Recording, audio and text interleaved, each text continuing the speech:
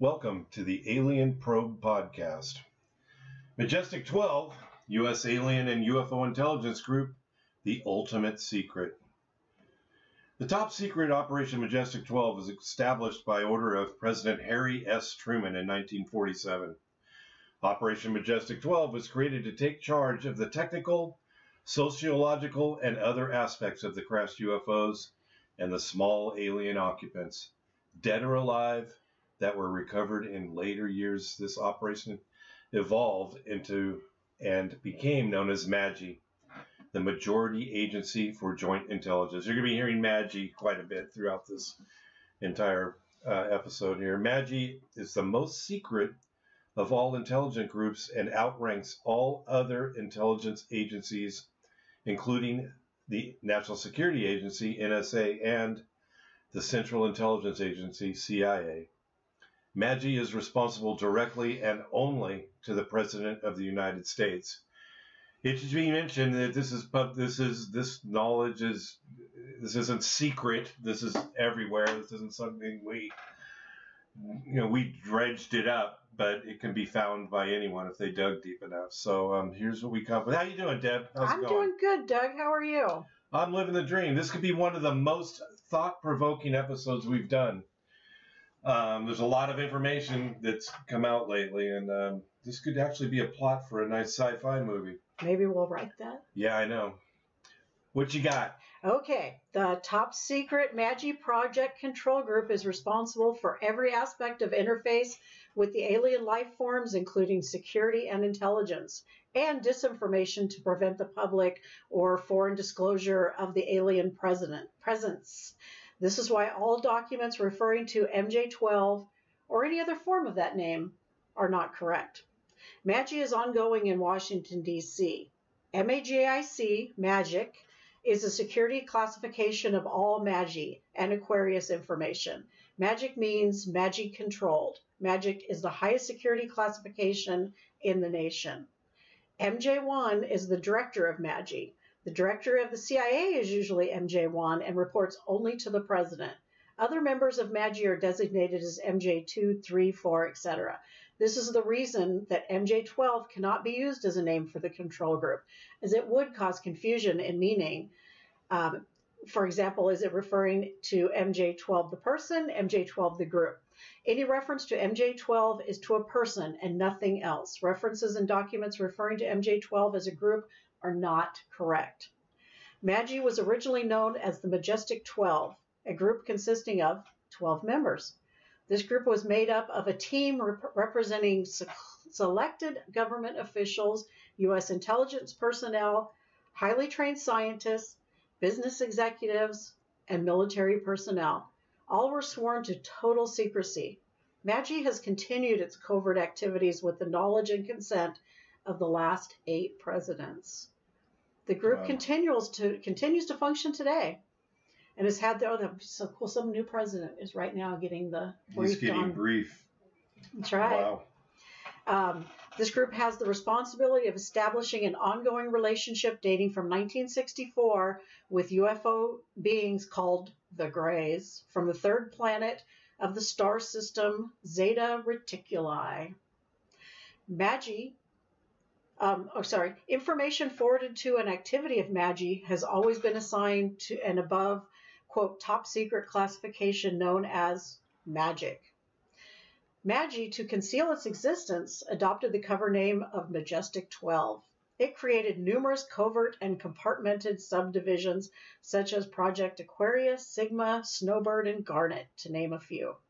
These projects were sheltered by MAGI and directed by select personnel of the Central Intelligence Agency and the National Security Agency. By secret executive memorandum NSC 5410, Eisenhower had preceded NSC 5412/1 in 1954 to establish a permanent committee to be known as Majority 12 to oversee and conduct all covert activities concerned with the alien question. NSC 5412/1 was created to explain the purpose of these meetings when Congress and the news media became curious. Majority 12 was made up of Nelson Rockefeller, the director, and I bear in mind this is kind of dry, but we're going somewhere with this, so stay with us. Majority 12 was made up of Nelson Rockefeller, the director of the CIA, Alan Welsh Dulles, the Secretary of State, John Foster Dulles, the Secretary of Defense, Charles E. Wilson, the Chairman of the Joint Chiefs of Staff, Admiral Arthur W. Radford, the Director of the FBI, J. Edgar Hoover, and 6 men from the Executive Committee of the Council on Foreign Relations, known as the Wise Men. These men were all members of a secret society of scholars that called themselves the Jason Society, or the Jason Scholars, who recruited their members from the Skull and Bones and the Scroll and Key Societies of Harvard and Yale. You may remember from our APP episode 7, Jason was involved in the electronic harassment discussion. The Wise Men were key members of the Council on Foreign Relations. There were 12 members, including the first 6 from government positions, thus the majority 12. This group was made up over the years of the top officials and directors of the Council on Foreign Relations, and later the Trilateral Commission. Gordon Dean, George Bush, Zbigniew Brzezinski were among them. The most important and influential of the Wise Men who served on Majestic 12 were John McCloy, Robert Lovett, Averell Harriman, Charles Boheen, George Kennan, and Dean Acheson. It is significant that President Eisenhower, as well as the first 6 Majestic 12 members from the government, were also members of the Council on Foreign Relations. However, not all of the Wise Men attended Harvard or Yale. Not all of them were chosen from the Skull and Bones or the Scroll and Key membership during their college years. Research indicates that various members were chosen on an ongoing basis by invitation based upon merit and was not confined to those who had attended only Harvard or Yale. Further information regarding this can be obtained from the book The Wise Men by Waller Isaacson and Evan Thomas, published by Simon & Schuster, New York. A chosen few were later initiated into the Jason Society. They are all members of the Council on Foreign Relations and at that time were known as, quote, Eastern Establishment. The Jason Society is alive and well today, but has expanded to include members of the Trilateral Commission as well. The Trilateralists existed secretly several years before 1973. The name of the Trilateral Commission was taken from the alien flag known as the Trilateral Insignia. We did not know there was an alien flag. I didn't know. So they fly the flag. They have the spaceship cruising through space, and they fly it off the antenna like the Trump flags. Exactly. They got it from the pirates. Space is like, the seas. That's crazy. A little background. In 1947, and again in the early 50s, in the Roswell era, Army and Air Force military units on direct orders from the Pentagon rushed to various sites of UFO crashes located in the southwestern part of the United States and carted away the unearthly remains. Remains consisting of both crashed UFOs and their alien occupants. The 1947 events prompted the creation of Operation Majestic 12 by President Truman. The wreckage and dead bodies obtained from these early crash retrievals were originally stored at Wright-Patterson Air Force Base in Dayton, Ohio. We're just kind of reading this like, it's alien spaceships and crash debris. And holy crap! They're in Ohio. According to military sources who later went against orders and decided to talk, that's the reason why we have any of this information, I'm guessing. Hangar 18 was used for this purpose.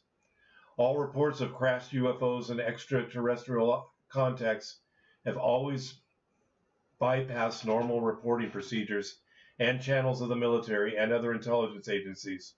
Instead, they went directly to Project Aquarius. All hard information regarding UFOs was routed directly to Operation Majestic 12. This is kind of how I think the Roswell incident happened. I'm not sure if anything happened before that, but I think they developed a procedure as to how they were going to deal with the public and then how to clean up the mess, basically. And then the research. This explains why other intelligence agencies and Project Blue Book, the official and public Air Force investigated activity, never received this information or knew about crashed UFOs, recovered spacecraft, or alien beings. Blue Book seems to be, or was, it's no more, a disinformation group. You have those guys come and interview you. You said, hey, I saw a UFO. They say it was Venus, and you go, okay, sorry. And that's the way that went. Behind them, they reported to people that had the UFO and all the wreckage from other incidents.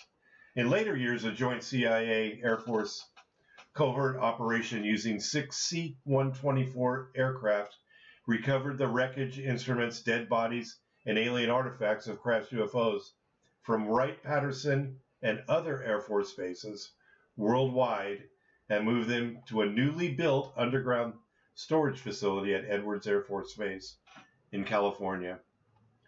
The entrance to this underground facility is through a hangar located at the end of the same runway now used by NASA's space shuttles. Well, they don't, at this time, you can see this information may be a little dated. They're not running space shuttles anymore.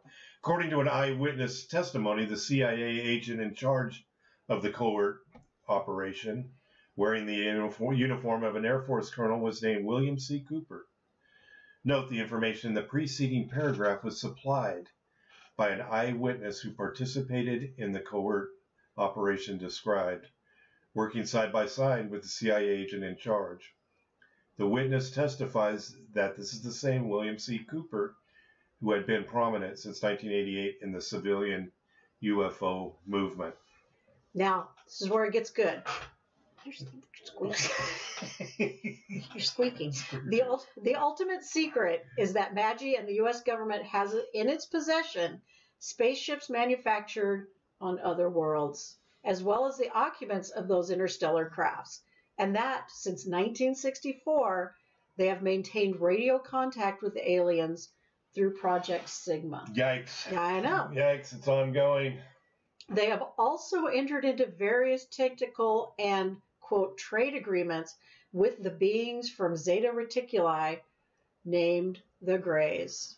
Yeah, this is the star system that's not across, It's over there. It's like, it's not like right across town. It's 39.3 light years from Earth.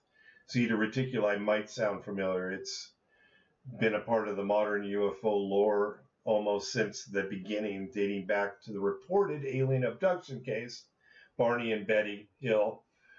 They claimed they were abducted by aliens in the fall of '61, and Betty, under hypnosis, drew a map, a actual star map, of where they were taken. That is so freaky. That is bizarre.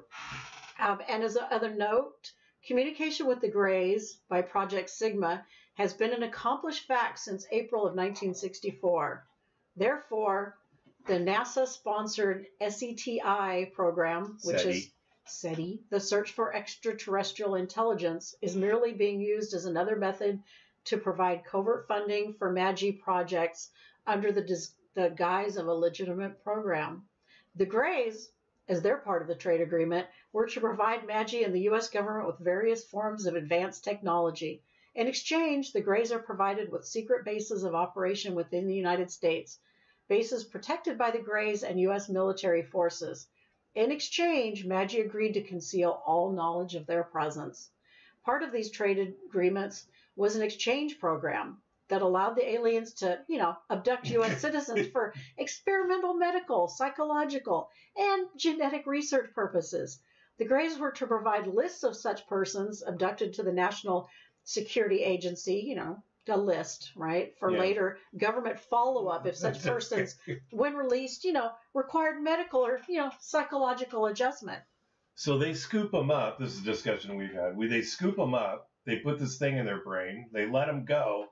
They're not keeping them underground or wherever they are, these They're bases. just studying them. They're like guinea pigs. They're like, we're like the alien ant farm or the ant farm or whatever. What are they doing? How do they act? Or is there a plan to do something with this thing and make humans act a certain way or do a certain thing at a set time. We're going to talk a little bit about that in a little bit. Okay.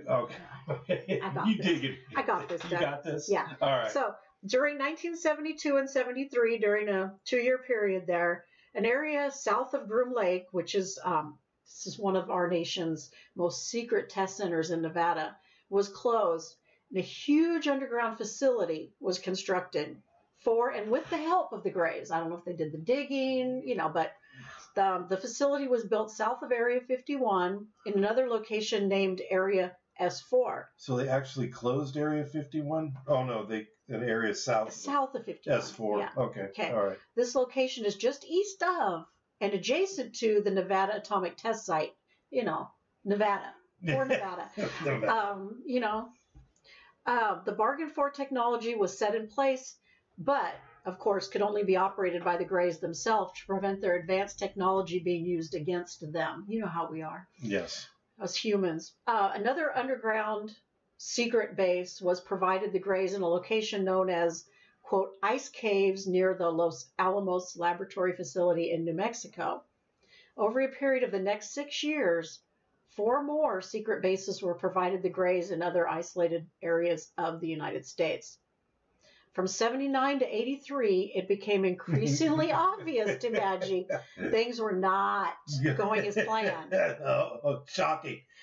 At this point, they figured out more people in the thousands were being abducted than were being listed on the quote, official abduction list. I would love to see that. They buried off their list. And what method did they use of reporting? Do they have like a tablet?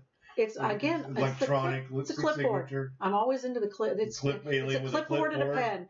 The list the Greys were supplying, the official abduction list, which was the list the Greys were supplying them. It was apparent the abductions included much more than simple monitoring experiments of an advanced civilization. Bob Lazar was, and he did an awesome interview with, and I mentioned it before, with Joe Rogan on YouTube. And he was in Area 51 at S4 doing UFO reverse engineering in the late 80s, allegedly. But, I mean, the story, if you're not a believer, you listen to that story coming out with Bob Lazar and Joe Rogan. It's phenomenal. Thousands of people go missing in the United States each year, and many are never heard from again. According to the National Center for Missing and Exploited Children, roughly 800,000 children are reported missing each year in the United States. That's roughly 2,000 people per day. And that's a general internet statement. So I read that and I thought, holy shit, really? And Deb, you know anybody who's disappeared? I don't.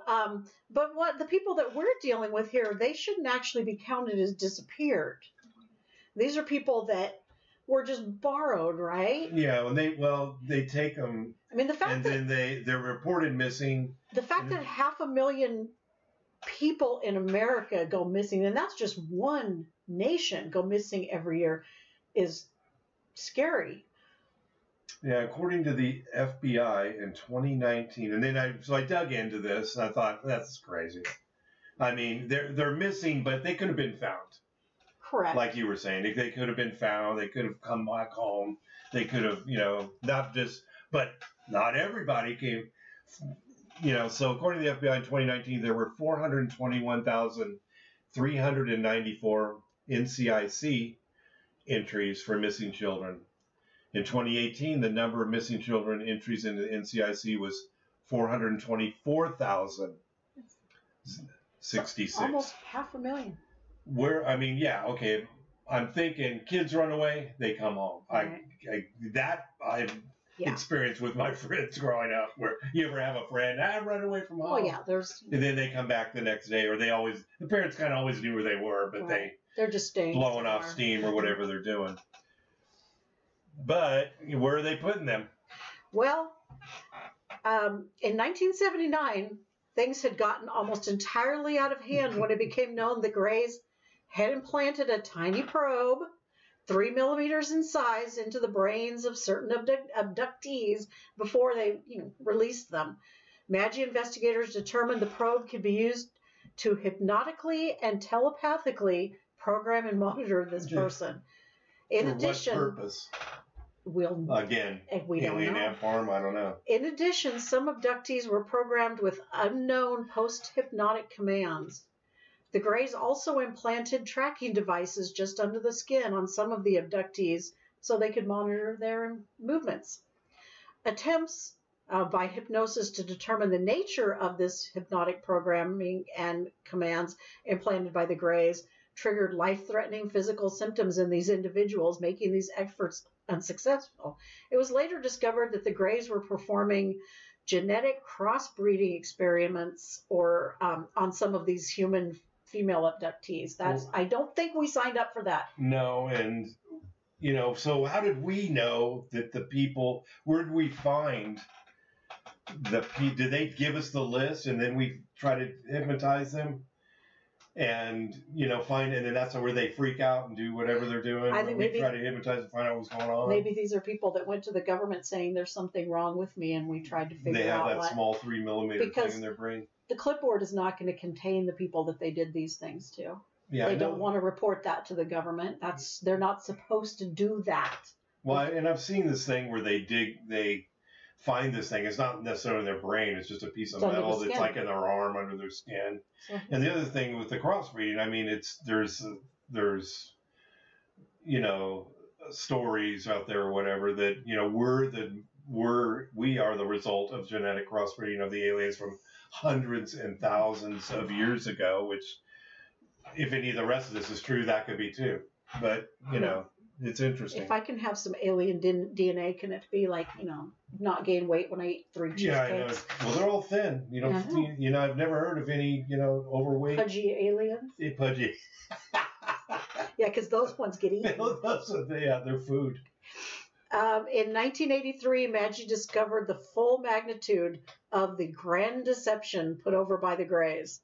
They were also shocked when the Soviet Union admitted that they, too, had been deceived and that the Greys had entered into similar treaties and agreements with them. You always think it's just you.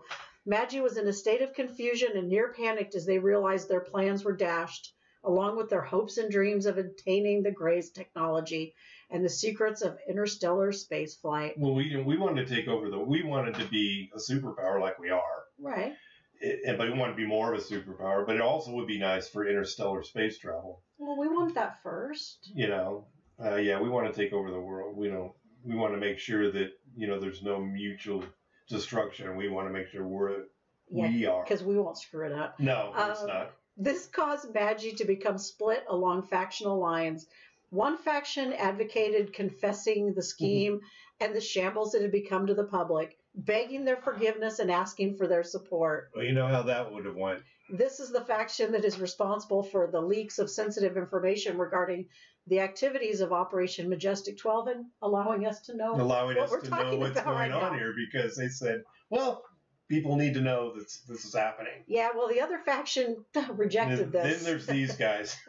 Saying, no, you're not going to do that. Saying, no way in hell were they going to do that, even though the situation was untenable, stating there was no use in alarming the public of either country with this horrific truth. But they did. What you don't know won't hurt you, right? But it's always going to out there. Allegedly. So, of course, the second faction won out, and their plans to develop a weapon that could be used against the Greys was accepted by the Soviet Union under the guise of, quote, SDI, which was a joint U.S.-Soviet effort. The Strategic Defense Initiative Star Wars. This weapon was developed, SDI. Oh, under this effort, the weapon was developed. SDI has nothing whatsoever to do with the defense against Soviet nuclear missiles. The nickname Star Wars was closer to the truth than the uninformed public ever realized. Okay, just as a point. So that has nothing to do with the Soviet Union. We're just doing this, okay, I get it, to beat the Greys. But, everybody wanted to hate Russia back then, so... It was easy. It was easy for us, and they did the same with their people. Some parts of the Strategic Defense Initiative did manage to endure and actually are increasingly being used around the world today. The ground-to-air missile defense systems, originally meant to be the last line of defense, are now a staple of international defense technology. The bulk of the Star Wars program was eventually eliminated, however, despite lofty goals of it being an impenetrable and innovative defense system. In the end, the obstacles it faced were simply far too great. Politically controversial, technologically problematic, and financially impossible, it was ultimately abandoned.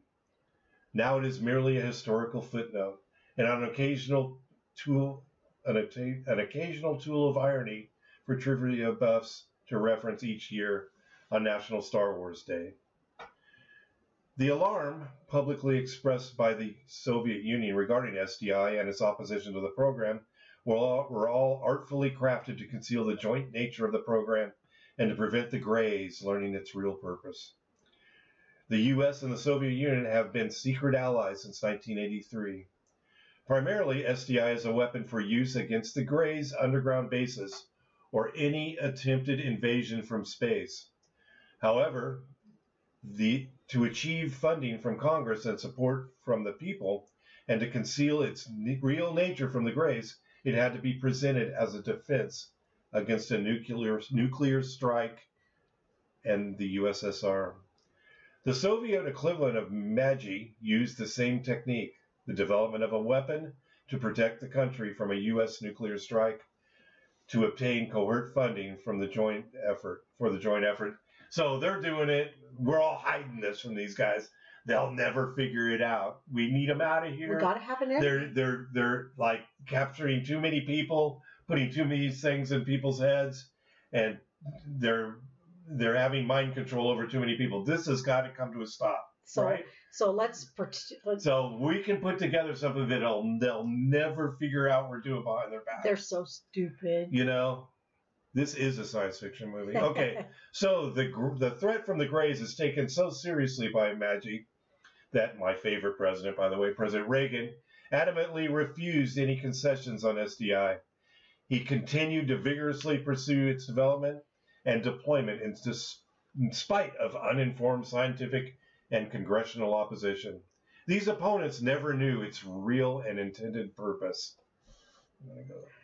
Okay, so to accomplish the true objective of the SDI program, Magi created another ultra-secret project named Project Zeus. Project Zeus is revealed here, of course, by us for the very first time.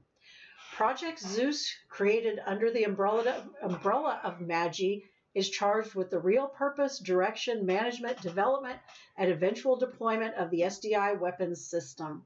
It was aptly named for the mythical Greek god Zeus, only this time it's an angry Zeus. He's an angry Zeus, hurling laser and particle beam lightning bolts into the heavens against an alien attack or deflected by mirrors against secret alien bases on the Earth. In 1984, President Reagan, in a public address, established the tone and seriousness of this endeavor when he deliberately or inadvertently let slip the remarks that the world may one day unite to fight a threat from outer space. This was followed by a series of subsequent remarks during the latter days of his term of office. The basic information revealing the existence of Operation Majestic 12, the crash UFOs, alien beings, and their secret bases within the United States was obtained through the Freedom of Information Act from the files of the CIA, the NSA, the FBI, the State Department, the U.S. Air Force, and then other intelligence data obtained by the Phoenix Project has contributed to this report. These documents reveal the, quote, above top secret nature of Operation Majestic 12. They also verify that the scientific discovery of all time has been hidden from the people of Earth, and that both communications and relationships with extraterrestrial alien beings have already been achieved, and that the radical new technology the Greys possess could alter human civilization overnight. Some of these documents, obtained by various civilian researchers, verify the fact that we are not alone in the universe. The additional information contained in this report and some of the conclusions are based on intelligence information from other confidential sources. Yeah, I think we got more from them than just Velcro and printed circuits. You think? Yeah, but I think we wanted more space. I don't think it's taken us a long time to get these rovers onto Mars, so I don't think we were quite there yet. Also on Project Zeus in 1980, Lieutenant General Daniel O. Graham, not O. Graham, He's not Irish. Not Irish, Department of Defense strategic analyst, stated, "We need a bold new approach. We must stop competing with the Greys in areas where we can't win and begin to compete where we have the advantage." Wonder where that is. This is compete. It's almost like war. Yeah, well. It sounds like war on Earth. I mean, they're doing something we don't like, and now we're trying to stop them. Well, they're breeding us. Yeah. We're not guinea pigs. The result, a book by General Graham entitled The High Frontier, and the National Security Agency, NSA, funded Project High Frontier. The project used some of the nation's best engineers and development scientists. The book and the project were the red herring technique to sell the concept and proposal to Congress, scientists, and the defense and aerospace industries. It supposedly was a bold new defense plan for the United States and Western civilization. This was followed by another book, The Strategy of Technology, by Stephen Posny and Jerry Pournelle, who, by the way, is a science fiction writer. It should be mentioned that neither of these two authors dreamed their book would be used to further promote the purposes of MAGI and Project Zeus. Its concept was to abandon the doctrine of mutual assured destruction, MAD, in favor of assured survival in any conflict with the USSR. At least that's what we said. The foregoing concepts, a Western civilization defense plan, and the covert efforts directed against the Greys, Project Zeus, orchestrated by MAGI, were presented to President Ronald Reagan. That presentation was successful on March 23, 1983. President Reagan made his famous Star Wars speech and labeled it the Strategic Defense Initiative, SDI. Only in later speeches near the end of his term in office did President Reagan publicly mention the possibility of a hostile encounter with extraterrestrials. The importance of this endeavor and the serious nature of the threat presented by the Greys and the consequences if Project Zeus were aborted explain why the president would not budge from his SDI position. Even in the most critical of nuclear arms reduction negotiations with the USSR, or critics in the scientific community and Congress. It also explains why President George Bush, still the head of MAGI, continued to press forward with the SDI project when he was in office. Okay. According to public statements by General James Abrahamson, SDI project director, research has turned up 5 ways the weapon could and would work. SDI Project Zeus, the covert operation against any possible space threatening action or invasion attempts by the Greys, is based on 2 technological discoveries. You said a mouthful. No. Number 1, that ground-based lasers are a feasible and a likely way to defend a nation. Enormous lasers could be built. This sounds like a Dr. Evil thing. Yeah. Enormous lasers could be built near large hydroelectric plants and operational nuclear power plants, diverting the enormous output of these sources to laser weapons. With such enormous lasers and mirrors in orbit to redirect the energy, it would not be necessary to, quote, point and shoot such weapons. You could just rester an entire target area, sweeping the beam in a deadly conical pattern to eliminate any target. Planet-based laser weapons of such power could reach beyond the moon to engage and destroy hostile spaceships. And 2, development and deployment of high-powered particle beam weapons from orbiting space platforms and ground-based installations. MAGI's plans called for the funding, planning, development, testing, and operational aspects of Project Zeus to be concealed within the compartmented SDI program. NASA, without knowledge of the real purpose, would orbit the necessary tracking and data relay satellites and the Department of Defense payloads of laser mirrors. These SDI payloads were disguised and classified as military communication, spy, and navigational satellites. On April 4th, 1983, Project Zeus got off the ground with the maiden flight of the Space Shuttle Challenger, a clear indication of the high priority this project commanded. The first of the SDI tracking and data relay satellites, TDRS-A, was placed in orbit, without the knowledge of the aliens, apparently. Huh? Yes. This was followed on August 30th, 1984, when the shuttle Discovery, on its maiden flight, launched SYNCOM-4-2, the second communication satellite for the Department of Defense, the DoD. The SYNCOM satellites are DoD's high-priority command and communication links with all U.S. military forces worldwide. The ongoing NASA missions concerned with Project Zeus and SDI are identified in the attached exhibits, and there's a lot, at the end of this, there's a laundry list of Project Zeus and this, Project Zeus and that. But, I mean, we were going at it.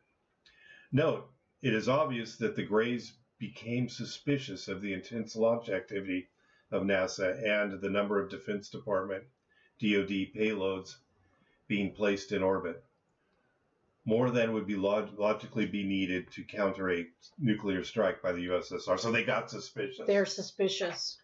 Evidence to support this is their increasing surveillance of the space shuttle missions and the reported intercept, boarding, and inspection of the shuttle Discovery's cargo on 3/13/89. They must suspect the real purpose of the SDI program. Isn't the shuttle launch kind of a protected area? Yeah, did they go on? I mean, I've never been allowed to just walk up. Hey, I'd like to look inside the shuttle. Well, they're alien. It's like I've heard different stories. Like they can be shapeshifters. They can come on looking like people.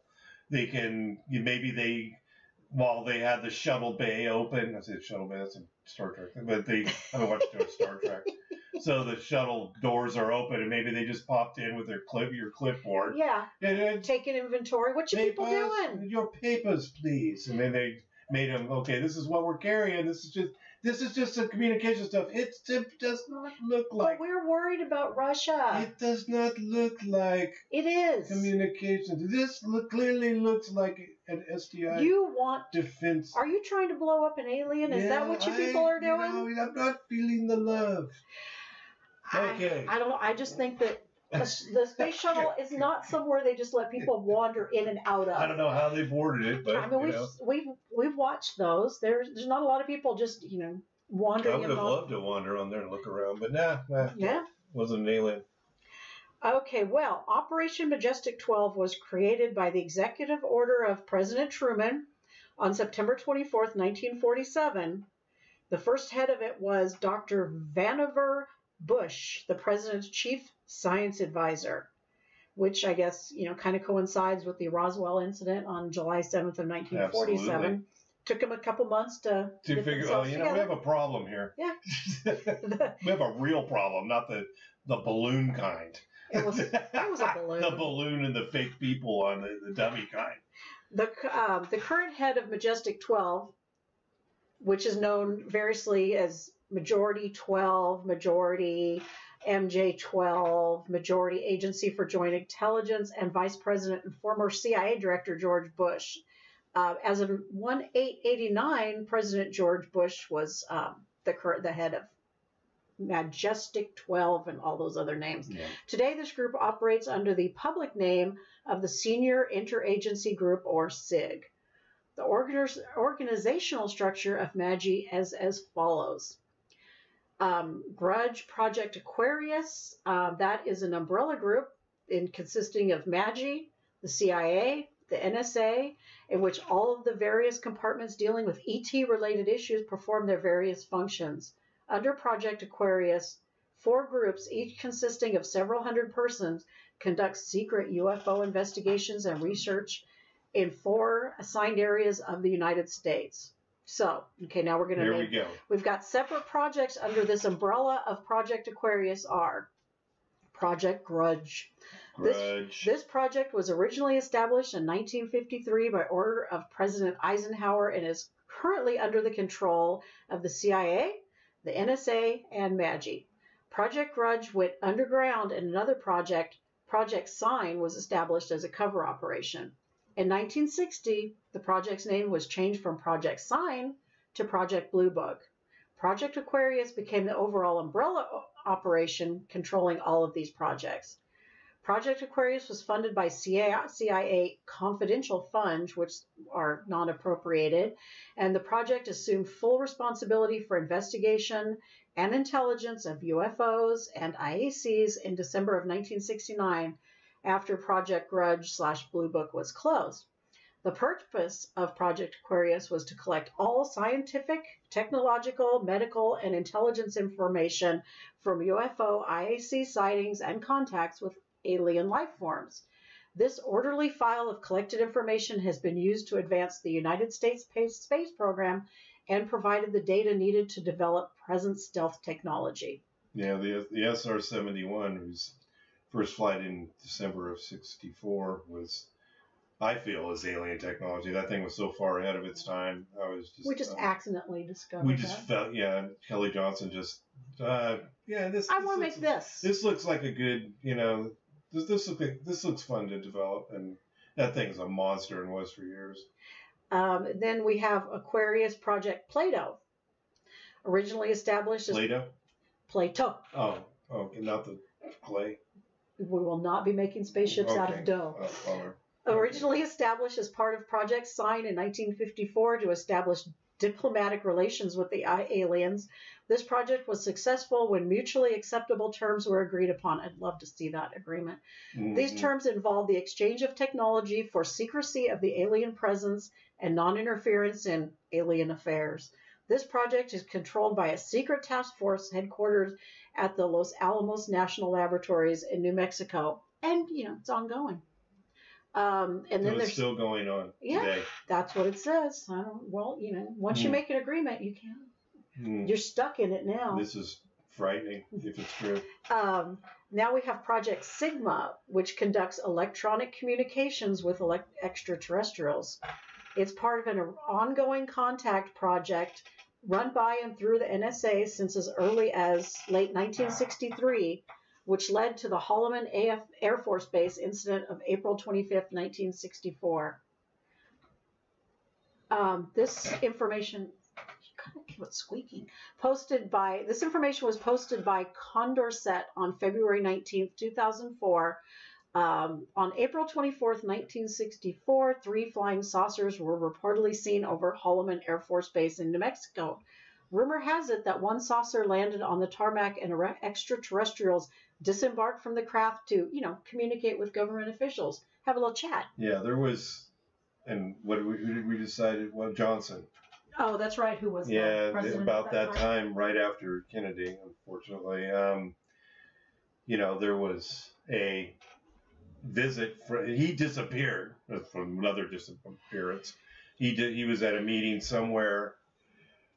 I thought it was California or Nevada or somewhere, and I thought it was a train. It was some weird thing, like he was on a train or a plane, and he disappeared for hours. Nobody was really. Some people were freaking out about it, but he just showed back up, and it was just really kind of bizarre. That is weird. So I don't know. Maybe it's. He went for a ride. Yeah, maybe. Well, you're going to want to go for a ride. Next, we have Aquarius Project Garnet. This project was closed down supposedly when they completed their studies. Project Garnet's purpose was to investigate extraterrestrial influence on human affairs and evolution. And then we have Grudge Aquarius Project Red Light. This was originally established in 1954.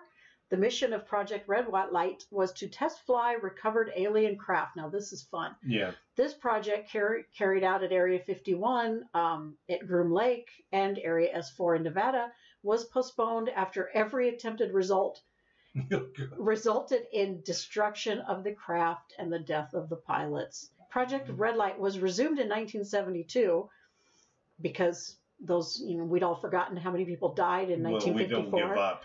You keep flying those things until supposedly you fly them and you put it back together and you try it again. Supposedly it has now been partially successful. I'm not sure what that means.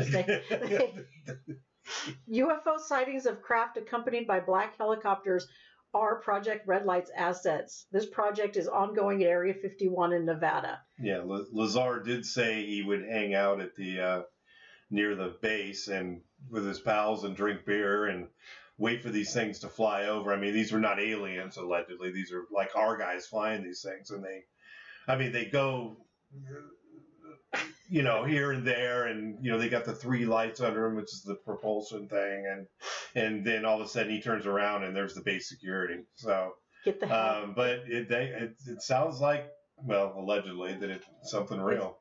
And then Project Snowbird was originally established in 1954. Its mission to develop using conventional technology and fly a flying saucer type craft for the public. This project was successful when a craft was built and flown in front of the press. This project was used to explain UFO sightings and to divert the public attention from Project Red Light. Yeah, I saw that and I went, what the fuck? So I'm looking around. Well, there is I'm like, oh, there must be a picture if the press is involved. So I looked in there and there's a picture of it's a UFO, but it's about 6 feet wide and a little guy in the middle of it. And they use conventional, looks like they somehow used some gas engines and propellers and things to get the thing to go aloft. But I mean, the thing was only like 5 feet in the air, and it's just got this man sitting in the middle of it. And there's no canopy or anything. It's just a guy sitting in there. And he could go. Because this is what it was. You can clearly see that this is what UFOs are. Exactly. And I don't know if they bought it, but it's kind of weird. Of course they did. And then we have Aquarius Project Pluto, which was established to evaluate all UFO/IAC information pertaining to alien space visitors. This project is ongoing. I guess, you never stop tracking, right? No. And then we have Pluto Project Pounce, originally known as Project Moondust. This project was formed to recover all of the down and crashed craft and aliens and provided cover stories and operations to mask the true endeavor when necessary.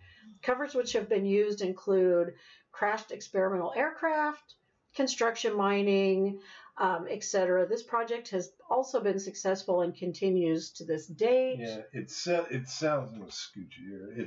It sounds like a bunch of disinformation. Right? There's one group that's disinformation. Cover stories. There's another group that they're still crashing. I guess they're still crashing these things, and we're still because are they going to pick it up themselves? And look, hey, you know what? Our agreement should be if you wreck your shit, pick it up. Well, you wanted to send another ship to come get it? Yeah, send up another ship with a little tow hook on the end of its little flying saucer and get rid of it. Don't expect us to clean up your mess. Now we got to cover the story up. Your idiot crashed the thing into the side of a mountain. You got a bunch of dead aliens in there. Now I got to pick those guys up too. What do you want me to do with it? It's now I got to put them in the refrigerator. Yes, you do. Because we got to study that. You're probably not going to like that either. And you got to hide them now. I don't know. We've built a lot of underground bunkers. Yeah. Okay. And now we have Aquarius Project Gabriel. Can Gabriel oil your chair? This project was tasked with developing, and you cannot sit still. This project I'm excited. It was tasked with developing a low frequency pulse sound generator when it was determined that the alien weapons and craft would be vulnerable to this weapon. It is questionable whether this project exists today. It was derived from technology captured from Germany during and after World War II. Intelligence sources have verified its previous existence but cannot verify whether it is ongoing or has been terminated. And now I like this name, Aquarius Project Excalibur. That's Excalibur. Established to develop a weapon which would destroy the alien underground bases and any future underground bases which the aliens might construct. It is to be a missile capable of penetrating 1,000 meters of hard-packed soil such as that found in New Mexico with no operational damage. Missile apogee is not to exceed 30,000 feet AGL. I don't know what that means. Impact must not deviate in excess of 50 meters from a designated target. 30 is where the apogee. This device is designed to carry a 1 megaton nuclear warhead. This project is ongoing at the WX division, say that, Los Alamos, New Mexico. But it's still in development. In a secured area of the basement of CIA headquarters in Langley, Virginia, are 16 columns of 16 columns. I would just like to just give me some Taco Bell and Bud Light, and I just want to sit in there for a week. My God. Hopefully it was the bathroom. But columns of file cabinets containing thousands of folders of documented information collected from the beginning of the United States investigation of unidentified flying objects and identified alien crafts. IAC, that's kind of a new term to me. These are the files of Operation Majestic 12 and Project Aquarius, and are known as the Bible. The Bible contains all the various reports on aspects of alien visitation. So all in one room, you can find out everything there is to know. And you know there's in file cabinets, and somewhere there's a log of every document. Yes. Because every document gets logged. That's it. Yeah, controlled. So there's a log of all this stuff. How cool would it be to be I just want to go log? in there and just spend a month there. Some past and present members of Operation Majestic 12 and MAGI include, and I'll just mention the highlights. There's 32 names here. We don't really need the entire group. Nelson Rockefeller, advisor, President Eisenhower of the Jason Society. J. Edgar Hoover, former director FBI. James Schlesinger, former White House press secretary. John J. McCloy, CFR, Jason Society.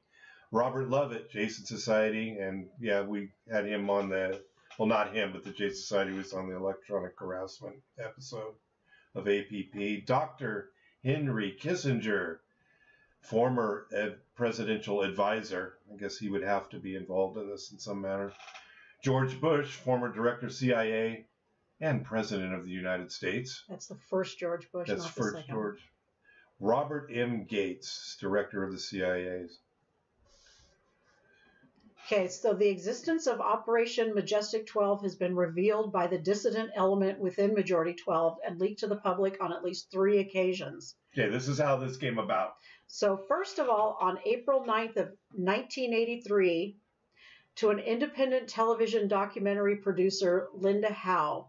Ms. Howe was under contract with HBO, the cable TV network, to produce a documentary entitled UFOs, the ET Factor. On this date, Ms. Howe was shown a document regarding Majestic 12 by an Air Force officer. It was entitled, A Briefing Paper for the President of the United States of America on the Subject of Unidentified Flying Vehicles. The name Magic was prominent at the head of the document. This was, former Agent Richard Doty, Air Force Office of Special Investigation, is the officer mentioned in this paragraph. The second incident, in December of 1984, via the U.S. mail, in a plain brown envelope to private UFO investigator Bill Moore and his film producer friend and associate Mr. Jaime Shendera. Mr. Bill Moore is a well-known private UFO investigator and is co-author with Charles Berlitz of the book The Roswell Incident. Unknown to the public is the fact that Bill Moore was recruited as an agent of the CIA. The envelope contained an undeveloped roll of 35mm film. When the film was processed, it contained a photograph of a briefing paper prepared for President-elect Eisenhower and other documents. The first page of the documents is reproduced and shown as Exhibit A. Other sections of the document contained information regarding details of crashed UFOs and humanoid bodies, and information regarding the ultra-secret Operation Majestic 12 group, which deals with these issues. And the third incident on May 31st, 1987, when the existence of an ultra-secret U.S. UFO project, Majestic, was published on the front page of the London Observer, a British newspaper. British writer Timothy Good had obtained the information through sources connected with England's Ministry of Defense. In 1988, it was alleged that Bill Moore had become an agent of Operation Majestic 12 and had been, quote, planted in the civilian UFO movement for the purpose of providing disinformation to misguide and confuse other UFO researchers. So he was just a double agent of all over the place, wasn't he? Various NASA missions followed, predominantly Project Zeus related. And there's, again, laundry list of projects. I'll just, for example, in STS-41D, there was a Project Zeus They're all listed as Project Zeus 11884, STS-51, 12485, STS-51, and on. It goes on and on about how... It tells us all the stuff that it was carrying. Yeah, it does. Some of them said they had like misdirected satellites to, I guess, to confuse. Yeah, this one says this is the maiden flight of the shuttle. 10-3-85, Shuttle Atlantis, STS-51J. This was the maiden flight of the Shuttle Atlantis and the second mission dedicated solely to the Department of Defense. Its cargo was classified. Well, not anymore. It was Project Zeus. We don't exactly know if it was mirrors or whatever it was they covered up. And, you know, every one of these has, I don't know if it goes into, this one actually has Project Zeus, Shuttle Discovery Mission STS-26 payload, a 4,905-pound communication satellite, the Tracking and Data Relay Satellite, one of the largest and heaviest application satellites ever sent into orbit. TDRS-C was the prime objective of the mission and is expected to improve Earth-to-space and space-to-Earth voice and data exchanges. TDRS-C will increase the capacity of command data flows for unmanned research and application satellites orbiting at relatively low altitudes. The STS-26 crew are all experienced astronauts. So for a while here, we sent missions constantly. I mean, there are just so many of these shuttles. I did not realize we sent that many shuttles. Yeah, and it's a Project Zeus, almost not every, but this is what we were talking about earlier. The aliens got suspicious because all of a sudden we got communication satellites going up all over the place. Well, you know, we have, it very well could be. You know, it's just one of those things where, you know, is it the Star Wars initiative? Or was this just something that we had? I mean, we developed this space shuttle's technology and we used it. We advanced so far in that time with all these satellites. And I mean, that's why we have these amazing communications that we have. Certainly all UFO people that study UFOs and aliens and convey other podcasters and things, I'm sure already are familiar with this entire story. This isn't anything earth-shattering news. I don't want to make it seem like, you know, I know a lot of people out. But having aliens underground making experiments is a little bit earth-shattering. Yeah, and the fact that we've actually spent time to try and develop a weapon that we can shoot into the ground to get rid of them, that makes it sound like they're still under there. Yeah, it could be. Is it a problem? Have we got this? Do we have this under control? Nah, probably not. And, you know, if it's real, it's scary. And someday they're going to flip a switch and all these people they've implanted are going to do something? We don't know. They're going to make them like zombies and go attack other people or political, you know, I mean. Are they going to make us close down our restaurants and they're going to make us close our restaurants? Can't eat inside anymore, just like right now. Just like right now. Okay, there's another episode of the Alien Probe Podcast. Thank you, Deb, for joining me. Thank you, Doug. That was fun. I'd like to thank producer Robert, that I know, who's done a lot of hard work getting this out. We're, you know, there's a lot of downloads out there. We're in over 16 countries. We're in 26 states and 54 cities. And, that's amazing. You know, there's a lot. I mean, it's really India, again, shout out to you. You guys are second only to the U.S. out there and gaining steam all the time. So. Send us some emails. We'd love to hear from you. Yeah, send us an email at alienprobepodcast@gmail.com. Send us some comments, things you'd like. Even if it's something we've discussed before, we can most certainly revisit that. You can catch us on Spotify, Apple Podcasts, Instagram, Alien Probe Pod. And we will see you next time. And I'll talk to you. Thank you. Bye.